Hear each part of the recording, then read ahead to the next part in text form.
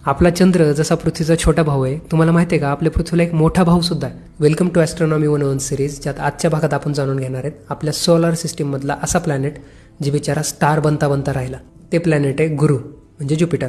एक स्टार बनण्यासाठी ज्युपिटरकडे सगळं आहे.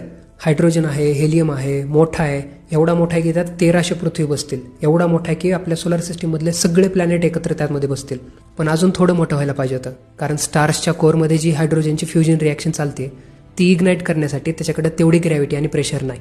गुरुग्रहाचं नाव आलं की त्याच्यावरच्या द ग्रेट रेड स्पॉटचं नाव येतं. द ग्रेट रेड स्पॉट म्हणजे गुरुग्रहाला आपण जसं ऑब्झर्व करत आलोय मागच्या 350 वर्षापासून, त्याच्यावर 3 पृथ्वी बसतील एवढं मोठं वादळ कंटिन्यू चालू आहे. इतक्या वर्षापासून वादळ चालण्याचं कारण आहे गुरु पूर्ण गॅसने बनलेला आहे आणि एवढा मोठा असून सुद्धा फक्त 10 तासात स्वतःभोवती रोटेशन कंप्लीट करत आहे. ह्या कारणामुळं तिथं 600 किलोमीटर/आरच्या स्पीडनं वारं वाहत आहे आणि हा पृथ्वीचा मोठा भाऊ त्याच्या ग्रॅव्हिटीनं कितीतरी ॲस्ट्रॉइड्सला, कॉमेट्सला त्याच्याकडे ओढून घेते आणि त्यांचा रस्ता बदलतंय, ज्यांच्यापासून आपल्याला धोका होऊ शकला असता. आयओ, युरोपा, कॅलिस्टो अशा 90पेक्षा जास्त चंद्रांसोबत भाऊची स्वतःची वेगळी फॅमिली आहे.